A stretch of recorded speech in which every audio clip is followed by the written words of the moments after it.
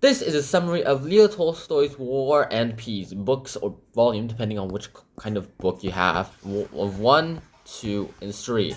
Let us get this started with. In my book, it literally says part 1. So if you have this edition, the Penguin Classics edition, then I'll be summarizing part 1, or actually volume 1 of this whole book. So let's keep this going with. Some books, colleges, book 1, book 2, book 3. Alright, so book 1, book 2, book 3, part 1 of Penguin Classics edition. Here, we have to talk about War and Peace. War and Peace by Leo Tolstoy is like his imagination into about 600, 700-ish, 1,000-ish pages. It's 1,000 pages long. That's why it's one of the biggest reads that you have, and you should not read this while you're in bed, mainly because you're going to fall on you and make you wake up, and it'll be pointless to go ahead and go to sleep. But as I was saying, the book itself starts off with a dynamic between the war concept and the concept of peace, in the sense that there's this party of aristocrats. Remember that Leo Tolstoy himself is part of the aristocratic class, even though he was pretty popular in all the classes. So he wrote about the class he knew best, the aristocrats.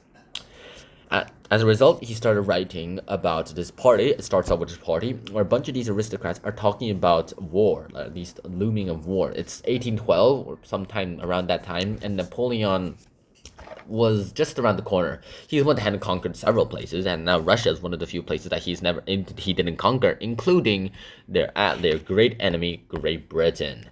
Other than Great Britain, Russia's the only one that's standing. As we were going on with, here with these peacetime talks, we go ahead and talk about the war. We find out about what the aristocrats actually think about war. We go ahead and find out about the dialogues, and then, well, they change the conversation towards something that all aristocrats seem to be very interested in. You know, like, this. How should I describe this? Yeah, something like this. You could probably understand that if you're old enough. And also profanity and rich stuff and money, whatever else aristocrats go ahead and really enjoy to talk about. Sorry, those are videos that I've made for school. Anyways, other than that, we also have Leo Tolstoy going ahead and talking about this war and peace dynamic, in the sense of, like, even during peacetime, we have to talk about wars, mainly because this is 1812 and wars were pretty commonplace. Wars themselves come in here, and we have to really talk about them together. You can't have one without the other. You can't have light without darkness. You can't have good without evil. They come in sets.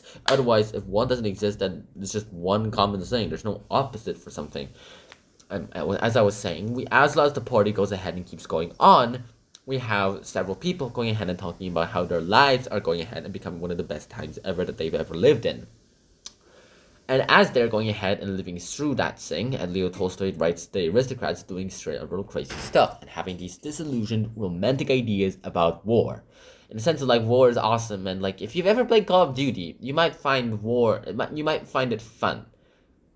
But the thing is, when you go ahead and play stuff like Call of Duty in real life, unless you're, like, doing, like, a simulation of Call of Duty in real life, you know, those kind of with BB guns and balloon poppers, that Fortnite actually, but whatever, I've never played Call of Duty, then, well, you will find the atrocities of war a little too dark for you. That's all I'm gonna say. What else do we have to talk about here? Well, what else we can talk about is that the war and the peace here, we also have to talk about the creation of this war. Napoleon starts to come in, and then the French finally start invading Russia. By the way, before this, the Russians attacked the French, or arguably defended themselves against the French, and then the French were able to defeat them. This was a week before a battle that these kids had. And when I say kids, I mean under 18-year-olds. They call them children for some reason. Earlier, before the war even started, it's a mess. I know, this book itself is a mess. We go ahead and find out about these children who are just under 18. I believe some of them are, like, I think the oldest one's like 15 or 16. They go ahead and they talk about enlisting the war. And because one of them and his best friend enlisted in the war, meaning because this guy is already made an officer of the army, so he's in the war no matter what, and he wants to join him no matter what, even though he just says, I want to go ahead and have a sense of duty towards my country. That's why I'm joining, not because I want to follow him. So it's totally because he wants to follow him.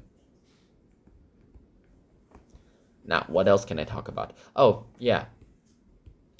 Oh yeah, now that these guys go ahead and now that they're in the war, they finally have to go ahead and fight the battles. And we finally get this battle where Napoleon himself is in there. Napoleon comes in and he goes and charges the battle, and then he decimates pretty much the entire Russian army. So the two friends are pretty much very, very dead, except one of them is very much alive, but would like to stay alive because he would not like to die, thank you very much. And as a result, he would go ahead and stay in here, and he's all like, yeah, this is going to be a terrible time for me, and he's all like, this is terrible, and he wants to go ahead and be saved. So even though the French enemies are nearby, he decides that they're better than nothing. And so he makes it shown that he's still alive, and then Napoleon himself comes around and sees this guy still alive. He's like, oh, he's still alive. Take him in, boys. We're going ahead and taking him as a prisoner, but we're also going to heal him up first a little bit. We're going to heal him up a little bit first. And that's how he goes ahead and becomes saved by the French, and then that's pretty much where Volume 1, Parts 1, 2, and 3 ends.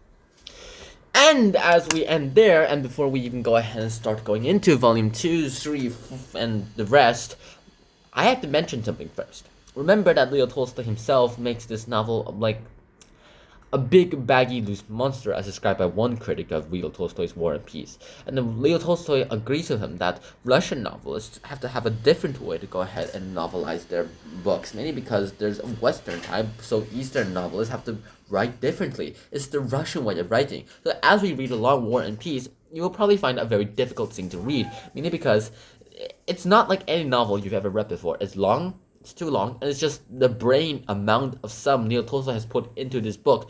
It's the entirety of Tolstoy's imagination packed into 1,000 pages. And to have an entire brain packed into several thousand pages, that's already incredible enough that you probably would not even want to understand or even try to read the whole thing. But alas, here we are, still reading the classics and still challenging ourselves into reading this book. So, as we read along and I summarize more of these, I want you guys to think about the connections towards war and peace and the disillusionment of the aristocracy on these topics, and then as they find out what they truly are, how their topics change and how this affects them deeply. Now that's about it. I hope you guys enjoyed this episode. Until next time, Shihona, peace. Bye bye.